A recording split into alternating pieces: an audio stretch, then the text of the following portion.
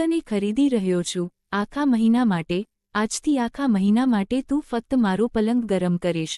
આ એક મહિનામાં તારે ફક્ત મારું મનોરંજન કરવાનું રહેશે। આ સમય દરમિયાન બીજા કોઈ તરફ જોવાની પણ હિંમત ના કર।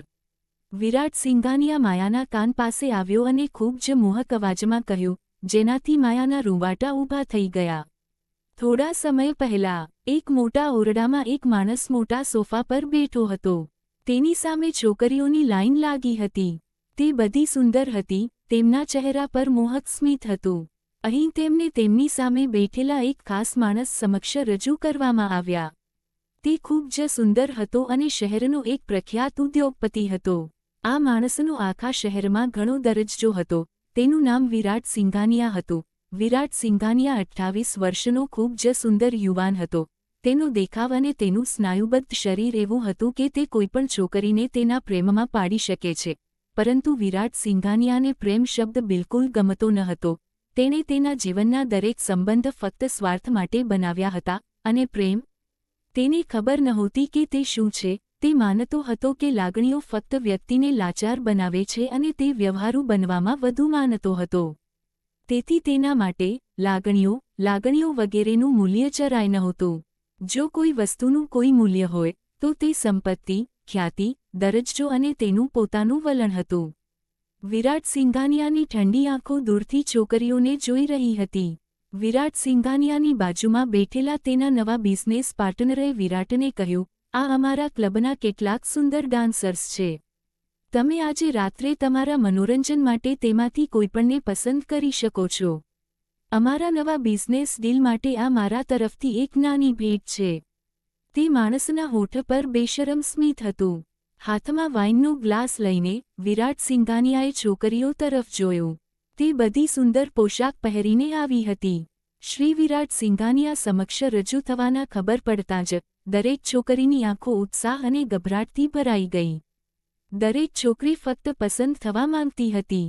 આ બધી છોકરીઓ વિરાટ સિંઘાનિયા માટે પાગલ હતી, પ્રાર્થના કરતી હતી કે વિરાટ સિંઘાનિયા તેમને જુએ, તેમના પ્રેમમાં પડે અને તેમને પસંદ કરે। પોતાના મનોરંજન માટે દરેક છોકરી મોહક સ્મિત અને ખૂની દેખાવથી વિરાટનું ધ્યાન ખેંચવાનો પ્રયાસ કરી રહી હતી। વિરાટે તે બધા તરફ જોયું, પરંતુ તેનો ચહેરો અભિવ્યક્તિહીન રહ્યો, જાણે કે તેને તેમના કોઈપણ ચહેરામાં ખાસ રસ ન હોય। તેના ગ્લાસમાંથી એક ઘૂંટ લેતા તેણે કહ્યું, બકવાસ। જો તમારી પાસે કંઈક નવું છે તો મને બતાવો। મને આવી જૂની અને જૂની વસ્તુઓમાં કોઈ રસ નથી। વિરાટનો આટલો અભદ્ર જવાબ સાંભળીને બધી છોકરીઓના ચહેરા પડી ગયા। બધી છોકરીઓ ગુસ્સે થઈ ગઈ। વિરાટ સિંઘાનિયા ખરેખર પથ્થર દિલનો વ્યક્તિ હતો જે પોતાની ઈચ્છા મુજબ કંઈ પણ મેળવવા માટે ગમે તે હદ સુધી જઈ શકતો હતો, પણ તેની આંખોને કંઈ પણ સરળતાથી ખુશ કરતું નહોતું। તે ખૂબ જ પસંદગીયુક્ત વ્યક્તિ છે અને તેની પસંદગી પણ ખૂબ જ દુર્લભ છે। વિરાટના શબ્દો સાંભળીને તેની બાજુમાં બેઠેલા માણસે તરત જ કહ્યું, તમે કેમ ચિંતા કરો છો? અમે તમને અમારા ક્લબની સૌથી તાજી, અસ્પૃશ્ય વસ્તુ રજૂ કરીએ છીએ। પછી તે માણસે બધી છોકરીઓને જવા માટે ઈશારો કર્યો। નિરાશ અને ઉદાસ ચહેરા સાથે છોકરીઓ ચાલી ગઈ। પછી તે માણસે તેના એક ગાર્ડને કહ્યું, 5 મિનિટમાં ક્લબમાં પ્રવેશેલી બધી નવી છોકરીઓને રજૂ કરો। ગાર્ડે માથું હલાવ્યું અને તરત જ ચાલ્યો ગયો। એક રૂમમાં ઘણી છોકરીઓ તૈયાર થઈ રહી હતી। પછી એક ગાર્ડ આવ્યો અને કહ્યું, ચાલો, તમારો વારો છે। આજે તમે જે માણસને મળવાના છો તે શહેરનો એક મોટો ઉદ્યોગપતિ છે। જો તમે તેને જીતી લો તો તમારું જીવન સેટ થઈ ગયું છે। તેનું નામ વિરાટ સિંઘાનિયા છે। પરંતુ ધ્યાનમાં રાખો, તેને જીતવું સરળ નથી। આવો, ઝડપથી મારી પાછળ આવો। વિરાટ સિંઘાનિયાનું નામ સાંભળીને બધી છોકરીઓની આંખો ચમકી ગઈ, પણ એક છોકરીની આંખો ઉત્સાહથી પહોળી થઈ ગઈ। તે તેમની વચ્ચે એક ખૂણામાં ઊભી હતી। તે આશ્ચર્યચકિત થઈ ગઈ। તેણીને આ નામની અપેક્ષા નહોતી। થોડીવાર પછી થોડી નવી છોકરીઓ રૂમમાં પ્રવેશી। વિરાટની નજર તેમના પર પડતાં જ તેની નજર એક ખાસ છોકરી પર પડી। લાલ ગાઉન પહેરેલી એક સુંદર છોકરી તેમની વચ્ચે ઊભી હતી, જે અભિવ્યક્તિહીન હતી।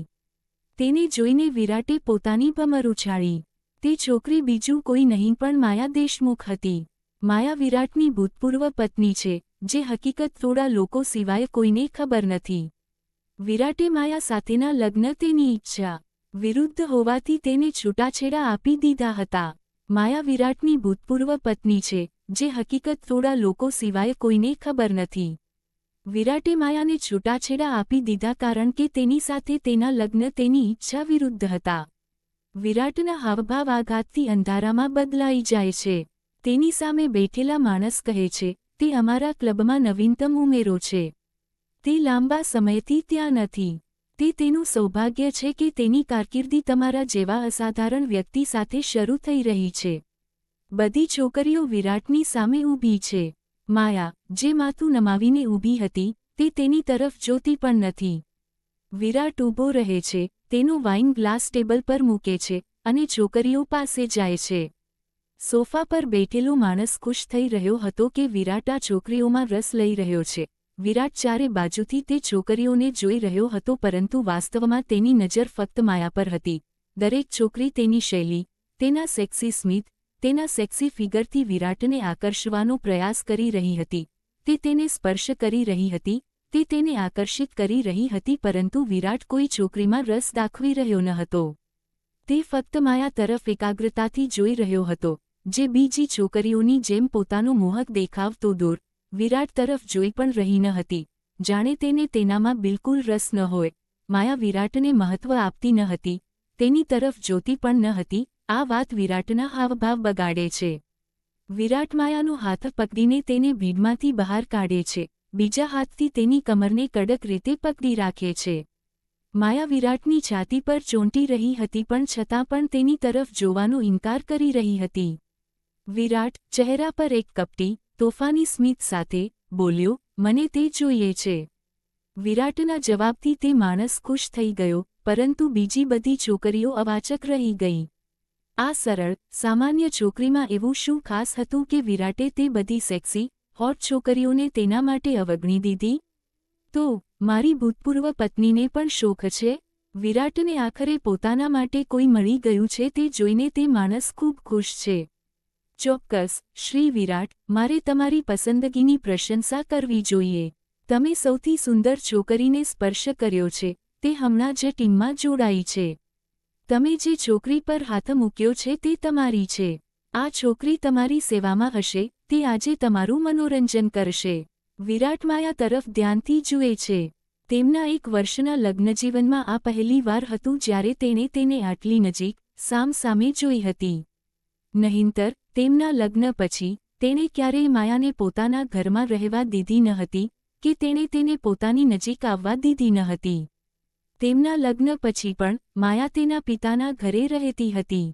વિરાટ અને માયાના પરિવાર સિવાય દુનિયામાં કોઈને તેમના લગ્ન વિશે ખબર નહોતી. વિરાટ માયાને ખૂબ જ નફરત કરતો હતો, તેણે ક્યારેય તેનો ચહેરો પણ જોયો ન હતો. માયા લગ્ન પછી 1 વર્ષ સુધી તેના પિતાના ઘરે રહેતી હતી, અને એક દિવસ વિરાટે તેના ઘરે છૂટાછેડાના કાગળો પણ મોકલ્યા હતા.